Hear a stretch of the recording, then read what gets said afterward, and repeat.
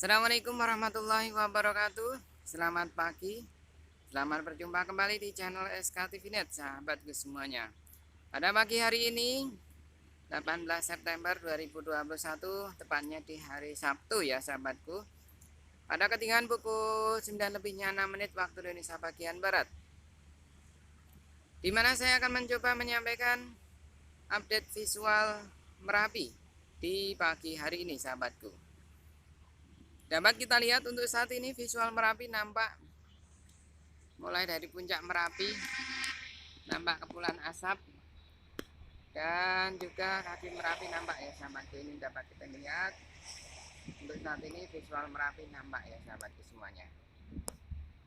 Saat ini kami masih berada di komplek Universitas Amikom Yogyakarta sahabatku semuanya ya.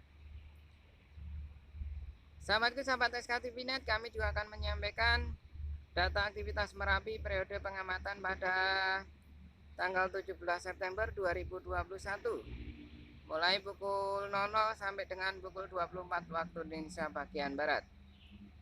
Sahabatku sahabat SKTV Net dimanapun Anda berada, demikian informasi yang dapat kami sampaikan tentang update visual Merapi yang kami pantau dan kami lihat dari komplek Universitas Amikom Yogyakarta. Semoga bermanfaat. Tetap semangat sahabatku semuanya. Terima kasih. Assalamualaikum warahmatullahi wabarakatuh.